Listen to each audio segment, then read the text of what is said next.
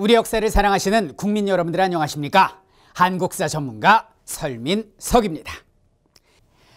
이번 2015년 유네스코 세계유산에 백제 역사 유적지구가 등재되는 경사를 맞이하게 됐습니다.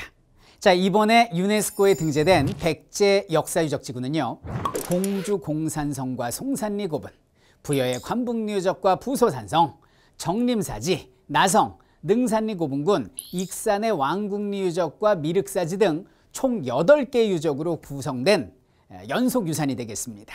자, 우리가 살펴볼 이야기는요, 이번에 유네스코에 등재된 백제 역사 유적지구가 과연 어떤 곳인가 라는 것을 알아보고 그 안에 담겨 있는 소중한 우리 문화유산과 역사적 의미를 살펴보도록 하겠습니다. 지금부터 저와 함께 1500여 년 전 백제로의 시간여행을 함께 떠나보시죠.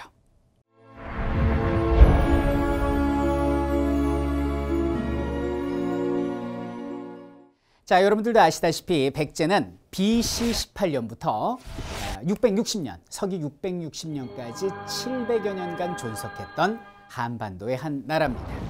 북쪽으로는 고구려, 동쪽으로는 신라와 접해 있는 삼국시대의 대표적인 주자였습니다.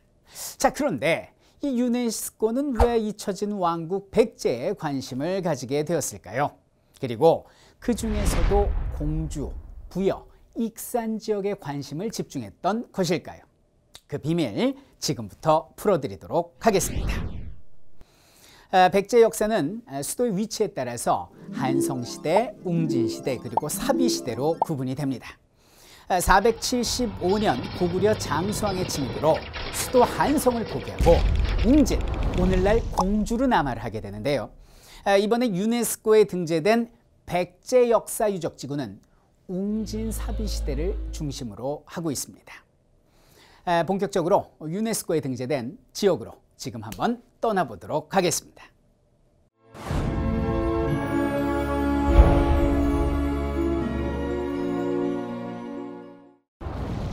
자, 첫 번째는 공주입니다. 자, 공주의 우리가 기억해야 될 유적지는요, 공산성과 송산리 고분군이 있는데요. 자, 공산성은 보시다시피 가파른 산으로 둘러싸인 지형입니다. 이 북쪽은 금강이 딱 하고 막고 있어요. 그러니까 이건 완전 천연의 요새다라고 말할 수 있습니다. 방어력을 극대화한 방어용 상성이다라고 말씀드릴 수 있겠네요. 이 백제의 새로운 왕성인 공산성은 산성 안에 왕궁 시설을 둔 독특한 사례로서 64년 동안 백제의 왕성 역할을 하게 됩니다. 발굴 조사를 통해서 이 공산성이 왕궁이었음을 증명하는 유물들이 확인됐습니다. 자, 공주 지역은 백제의 수도답게 많은 무덤이 형성이 되어 있습니다. 근데 일제강점기 때 거의 다 도굴이 됐어요. 근데 다행히도 1971년에 우연히 벽돌 무덤이 하나가 발굴되게 됩니다. 전혀 이제 도굴되지 않은 그런 온전한 상태로 발굴되게 되죠. 자, 무덤에서 나온 지석을 살펴보았더니 글쎄 무령왕과 그의 왕비의 무덤이라는 내용이 확인이 됐습니다. 자, 무덤 안에서는 도굴되지 않은 수많은 유물들이 쏟아져 나왔는데요. 무덤의 양식과 다양한 유물들은 백제가 중국 등과 활발한 교류가 있었음을 보여주는 증거가 되겠습니다.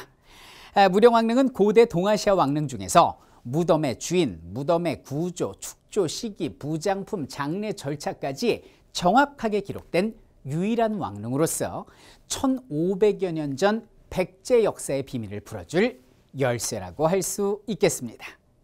자, 그럼 다음으로는 백제의 세 번째 수도인 사비로 한번 떠나보겠습니다.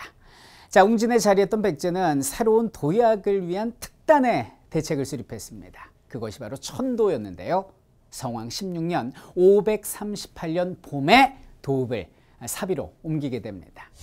이곳에는 관북리 유적과 부소산성, 정림사지, 나성, 능산리 고분 등이 있습니다. 자, 사비에서 수도를 건설한 백제는요, 한성과 웅진에서처럼 산과 강을 활용해서 천연의 방어막을 구축한 모습을 보여주게 됩니다. 백마강으로 둘러싸인 사비도성의 북쪽에 왕궁의 배후산성인 부소산성과 왕궁인 관북리 유적이 위치해 있습니다.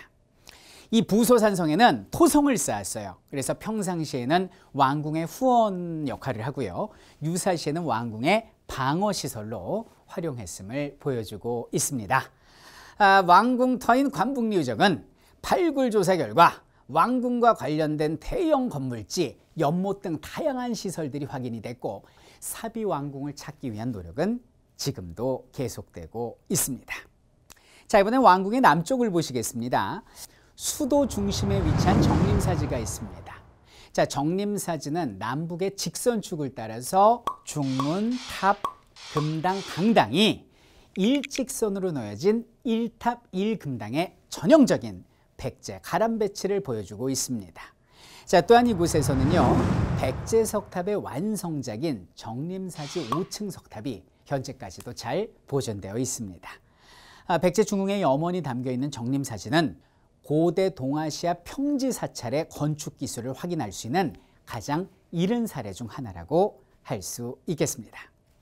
자, 다음으로는 나성입니다. 이 천연의 방어막인 금강이 둘러싸지 않은 그 동쪽의 자연지형을 최대한 활용을 해서 쌓은 외곽성이 되겠습니다. 총 6.3km에 달하고 있습니다. 이 동아시아에서 외곽성의 모습이 온전한 형태로 남아있는 가장 이른 시기의 사례라고 할 수 있겠네요.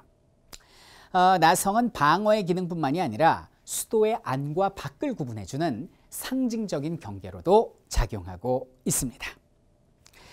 나성의 동북면을 보도록 하겠습니다.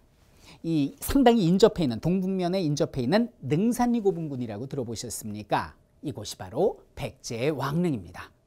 1993년 백제 금동대학로가 능산리 고분군 서쪽의 절토에서 567년 제작된 석제사리감과 함께 출토가 됐어요.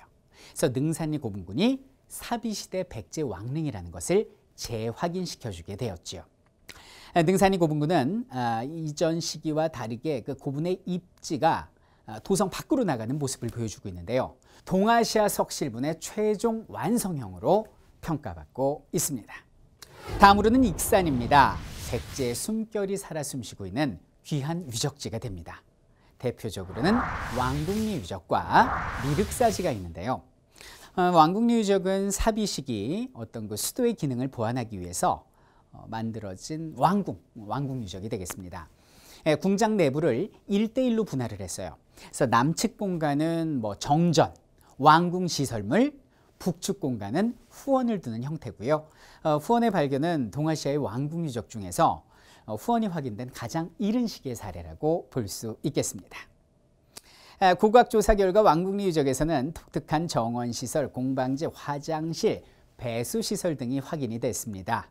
백제의 왕궁 구조와 공간 구획의 촉모를 보여주는 우리의 왕궁리 유적. 6에서 7세기 동아시아 왕궁의 내부 구조를 가장 잘 보여주는 유적으로 남아 있습니다. 마지막으로는 미륵사지입니다. 이 미륵사지는 동아시아 최대 규모의 사찰입니다.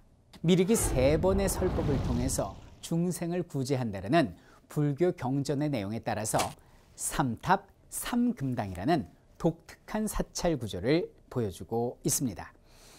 현재는 동쪽에 있는 탑과 서쪽에 있었던 탑 중에 서탑만이 훼손된 상태로 남아있는데요.